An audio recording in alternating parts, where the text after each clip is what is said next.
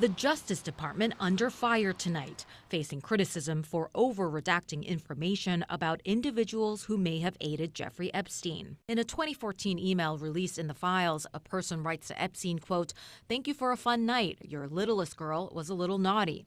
But the identity of the individual who wrote that message is redacted. And in this image of Epstein's inner circle from the files, we see associates like convicted co-conspirator Ghislaine Maxwell and Epstein's assistant Leslie Groff, but several others in the graphic are blacked out. The release files also showed numerous email exchanges that appear to describe the procurement of women. New Brazilian just arrived, sexy and cute, 19 years old. A 2013 email to Epstein reads from someone at a Paris modeling agency. That sender's name, redacted. I found at least 3 very good, young, poor. A 2018 email to Epstein reads, "Meet this one," the person continues. "Not the beauty queen, but we both likes her a lot." This sender's name, also redacted. A DOJ official said in a statement to CNN, any fully redacted names are of victims. In many instances that it has been well documented publicly, those who were originally victims became participants and co-conspirators. We did not redact any names of men, only female victims. Names of law enforcement officers were also among the redactions. Also included in the released Epstein files, a highly controversial draft indictment from the 2000s that would have charged Epstein along with 3 others. They were described as having been employed by Epstein and having conspired to persuade, induce, and entice individuals who had not attained the age of 18 years to engage in prostitution. Their names are redacted. So you have a Justice Department that's leadership cared more about protecting the men who committed these crimes than the survivors who were victims of the crime. The law that forced the DOJ to release the Epstein files mandates the DOJ to make certain redactions, such as identifying information about victims and child pornography. Some individuals who helped connect Epstein with young women were also victims. Deputy Attorney General Todd Blanche acknowledging errors were made and that his department is working around the clock to correct failures to redact victims' information. You're talking about pieces of paper that stack from the ground to 2 Eiffel Towers. And so the minute that a victim or their lawyer reached out to us since Friday, we immediately dealt with it and pulled it down, and we're continuing to do that. We knew that there would be mistakes. Epstein survivors are outraged. Publishing images of victims while shielding predators, it's just a failure of complete justice. Why should anybody come forward? Because the justice system is not going to be the justice system. MJ Lee, CNN, Washington, D.C. The Epstein files are rocking the British establishment. In the latest tranche of documents, these 3 undated photos appear to show the King's brother, Andrew Mountbatten Windsor, formerly Prince Andrew, kneeling over what appears to be a woman or girl, whose face has been redacted, lying fully clothed and supine on the floor. It's unclear when or where the images were taken. No captions or context of the photographs was provided with the document release. And neither the photographs nor the email messages suggest any wrongdoing, but they are a further embarrassment for Mountbatten Windsor, who previously faced pressure to explain a 2001 photograph which showed him standing with Ghislaine Maxwell, Epstein's former girlfriend and a convicted child sex trafficker, and Virginia Giuffre, a prominent accuser of Epstein and Andrew, who died by suicide in April. Today, Mountbatten Windsor's brother, Prince Edward, telling CNN in Dubai, I think it's all really important always to remember the victims. The King stripped Mountbatten Windsor of his royal titles in October and began the process to evict him from the royal estate at Windsor.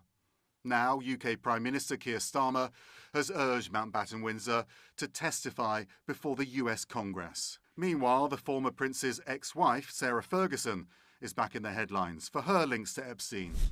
The latest files revealing emails she sent to Epstein after he was found guilty of soliciting a minor for prostitution in 2008, including one where she thanked him for being the brother I've always wished for. And in January 2010, she wrote, "You are a legend. I really don't have the words to describe my love, gratitude for your generosity and kindness. Kiss, kiss. I'm at your service. Just marry me."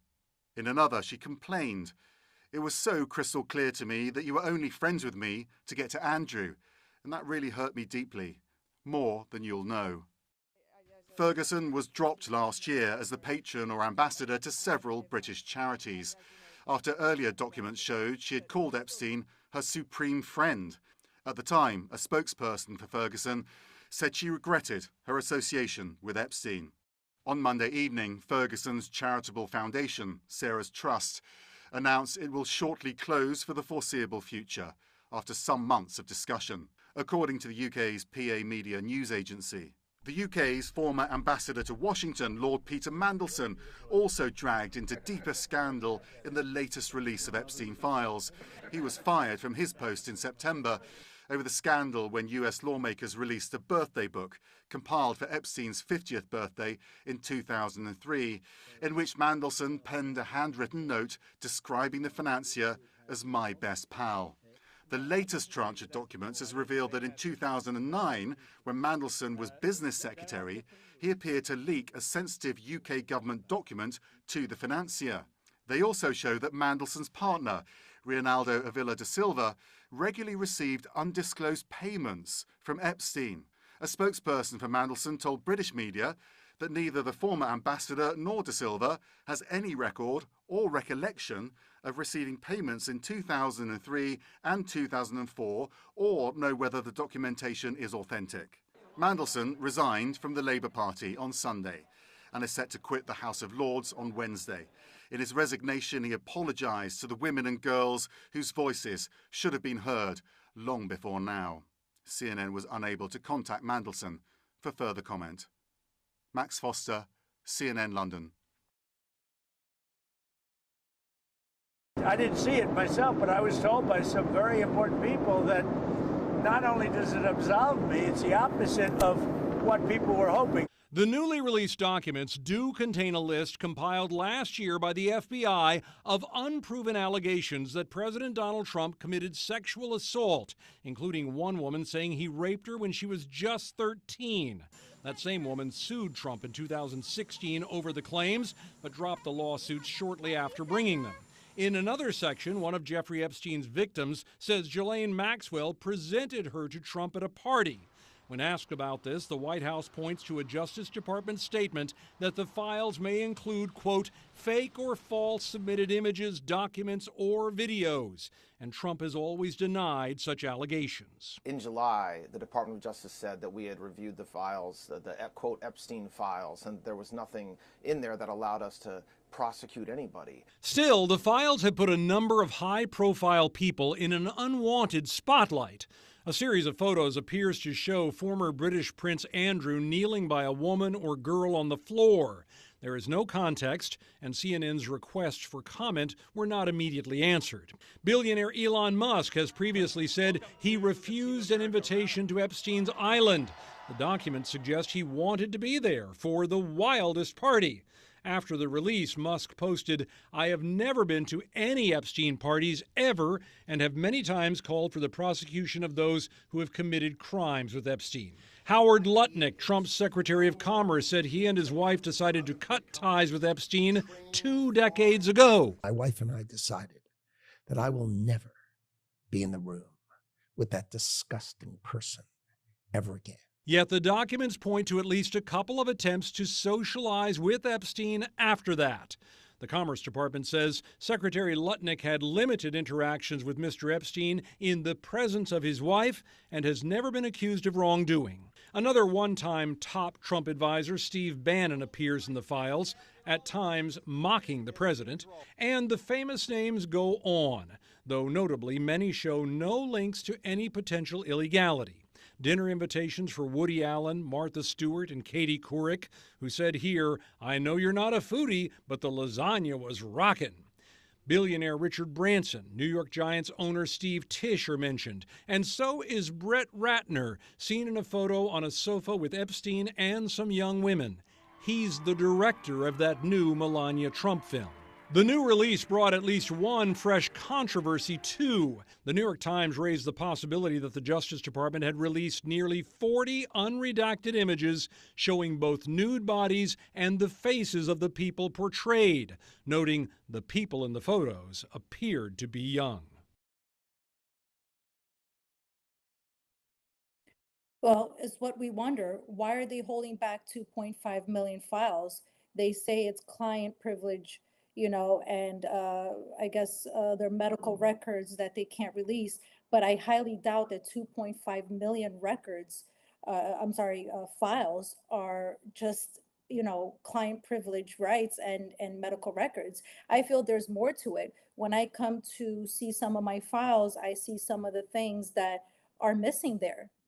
There's a lot of information that just doesn't make sense and doesn't add up. And it seems like they have skipped some of the years that they put in there, and there's nobody that we can contact. And I absolutely love how Todd Blanche said that we can communicate with the DOJ. That is not true. We've tried to talk to them. We've tried to, communicate with them, because communication is the key here, right? And I think that the people that they need to communicate with is us, and they have not even tried to talk to us. And I think honestly that they're just scared. Laura, you know, we we've had so many different interviews, and I think today is the most saddening, deeply upsetting, heartbroken day that we have experienced as survivors. I can't help but wonder why the DOJ has once again failed us. Again, it feels like they're ignoring our need for protection, especially when they've taken this time to redact the names of powerful individuals, like you said, but not ours. This double standard, makes it even harder for us to trust them. When I read those 6 pages of allegations that mentions our president and a lot of other prominent people, my heart just immediately stopped. Immediately, immediately. And it brings me to say, because Todd Blanche said we would not find anything. And I'm not saying that President Trump is, these accusations are real, but is the DOJ going to step up and investigate this? Because these are serious allegations. And if we can't turn to the government to help us and the DOJ, then who will?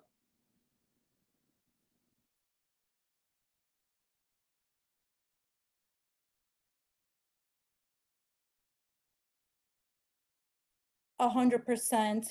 And, I have to say, not only our names were not redacted, but there are personal information out there that can hurt us. It is there's addresses, there's IDs, there's phone numbers that connect us to now and the future. And that is very dangerous for us who have been speaking, and some of the Jane Doe survivors who have not spoken, and their names are out there, not redacted. And then we have these powerful rich men who are getting all these redactions. We are in so loss of words. We don't know what else to expect from the DOJ at this point.